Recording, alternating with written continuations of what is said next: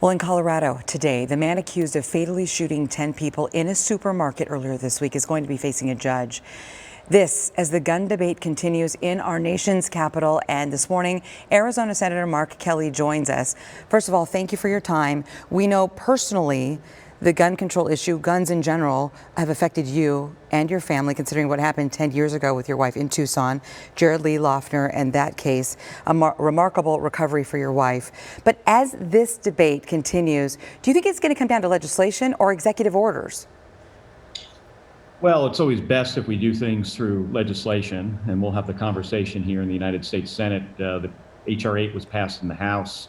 And as a gun owner and a strong supporter of the Second Amendment, I'm also somebody who realizes that things like background checks, which are popular among Democrats and Republicans and independents and gun owners, are important to keep communities safer from gun violence.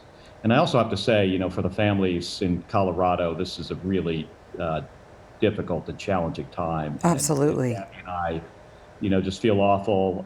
A supermarket, shooting reminds me of what happened on January 8th of 2011. Yeah, I think it's chilling for so many of us here in Arizona who know that case so well, who covered that case even on the day when it happened. You mentioned background checks. I think back to the case with your wife, Jared Lee Loughner. There are clearly some loopholes in the system. The president has talked about this. Do you think that will be brought up today?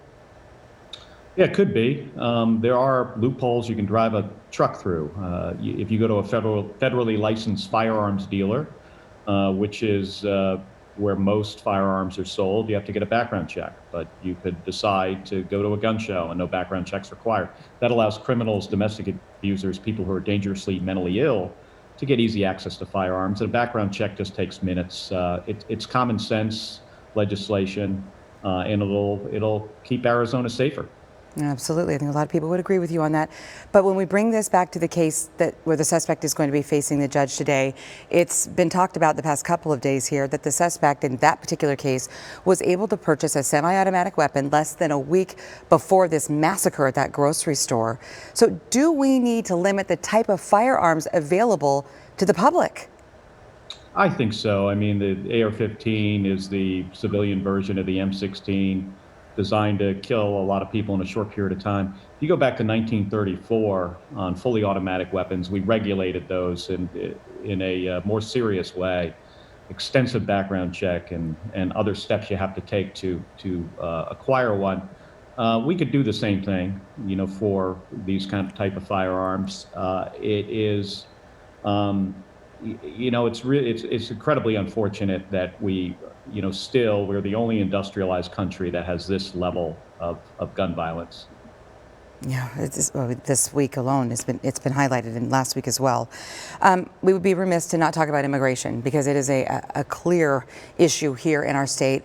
And this morning, for those of you just waking up, a near record number of kids are in custody at the border. I think recently more than 16,000 migrant children are in custody without a parent or a guardian there. What is being done to solve this issue? Well, it is a challenge at the southern border. We've seen this before. I've been on the phone with the president multiple times about this, with the Secretary of Homeland Security a number of times as well. It should not be on our border communities in Arizona to deal with this. It should be on the federal government. So we've had these conversations. I'm sure. We continue. And Senator Sinema and I got $110 million of funding to FEMA to reimburse communities in Arizona and also handle the costs of dealing with this crisis, the transportation costs and others. But it's going to be a continued effort.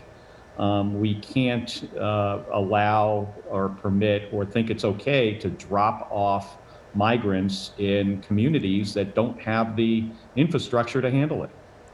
And you're speaking directly about what's happening in Gila Bend, where the mayor has come out and said that Border Patrol have dropped off some of these migrants and that he hasn't heard yet back from the federal government.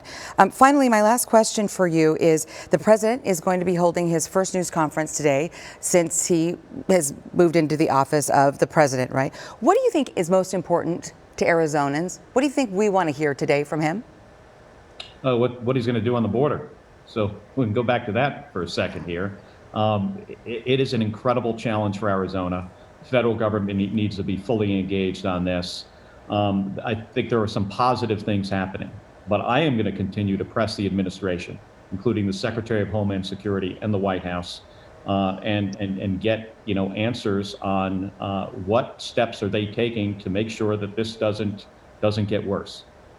Arizona Senator Mark Kelly, you have a lot of work that you've had to get to in the short time that you've been in office, and we appreciate what you're doing. Thank you for your time today. Well, thank you for having me on. Appreciate it. You bet. Iris?